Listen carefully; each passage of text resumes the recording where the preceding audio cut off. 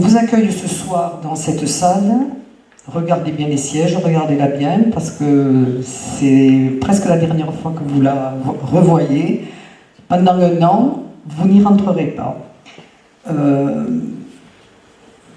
La saison culturelle va se dérouler ailleurs, puisque cette salle, quand même, je vais donner quand même des explications pour ceux qui ne le savent pas, va subir quelques transformations, de grandes transformations.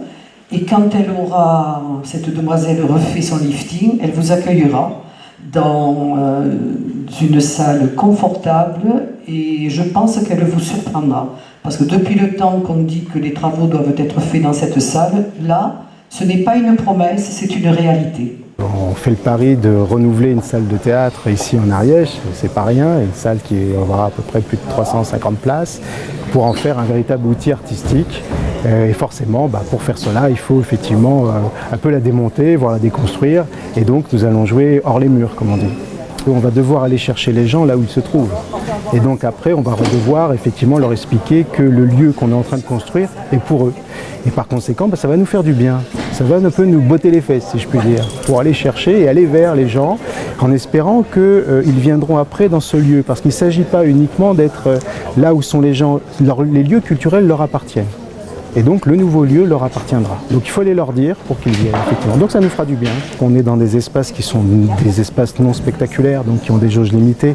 Mais vous savez, la salle Fernand, c'est 400 places, Espaliou, c'est 200 places, les espaces extérieurs, c'est quasi infini. Alors il est vrai qu'en fait aussi on favorise la relation directe. Donc on va des jauges de 19 places jusqu'à effectivement des 600 places quand on sera sur espace public.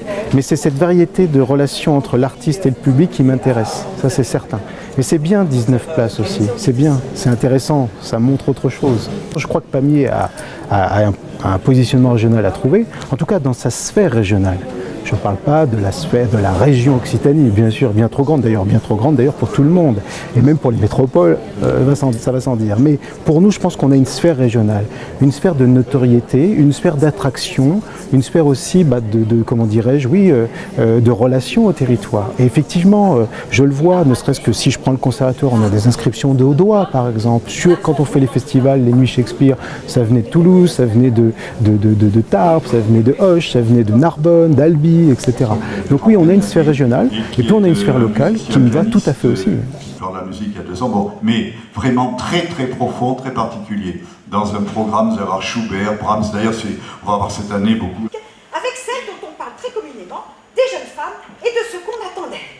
En deuxième partie, Mademoiselle Nine, de et avec Mademoiselle Nine. Vous avez pu l'admirer il y a 2 ans dans son interprétation de Frida Kahlo. Oh les beaux jours. Oh les beaux jours. Ça commence. Oh les beaux jours, parce que nous sommes dans un chantier et que c'est vrai que c'est un titre d'une pièce de Beckett qui n'est pas très optimiste, mais en même temps, oh les beaux jours, c'est comme oh les cœurs. Et je crois que oui, c'est un slogan. Alors dans oh les beaux jours, ça se construit, ça se travaille. Il n'y a pas forcément toutes les heures belles dans une journée, mais à mon avis, on peut la transformer. Et puis rien n'est grave dans ce qu'on fait. Donc oh les beaux jours.